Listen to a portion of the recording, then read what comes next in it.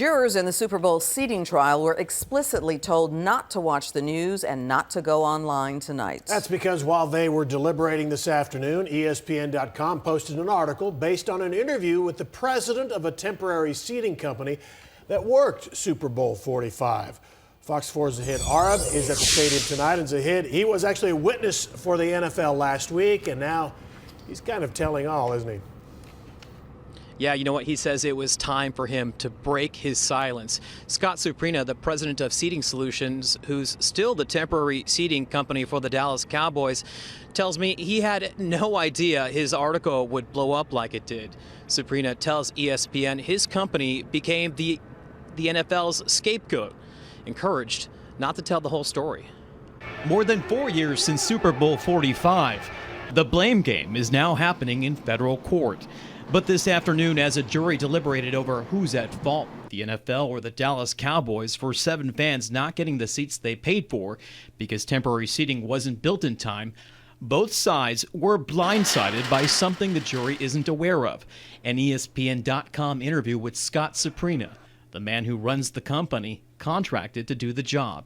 Spin makes a football fly longer, and it makes a story fly longer, too. Similar to what Suprina said to Fox 4 News during a 2011 interview nearly a week after the big game, Suprina says he deflected blame from the NFL because league officials said it was in his best interest. He told ESPN, "They encouraged me not to tell the whole story. They reinforced what my position would be before the deposition." 3 days after the Super Bowl, Suprina claims the NFL revoked his license to put NFL logos on furniture, costing him millions of dollars. Suprina told the reporter he was led to believe that if he didn't throw the NFL under the bus, DreamSeat, which previously had an NFL license for 4 years, would get its license back. But Suprina says that never happened. His company took much of the blame for the ticket situation. The article details why Suprina says it was beyond his control, including lack of manpower and the fact that Suprina says the NFL failed 5 of his employees on background checks, the threat of falling ice delaying work for 2 days, and irresponsible tardiness on the part of the Cowboys and the NFL, not sending drawings to permit approval until a month before the game. The people who lost their seats to the Super Bowl want to hang somebody. And just like the Wild West, the Cowboys and the NFL want to give them somebody to hang. And the only guy who's available, who's got the right size neck for the noose, is sitting in front of you.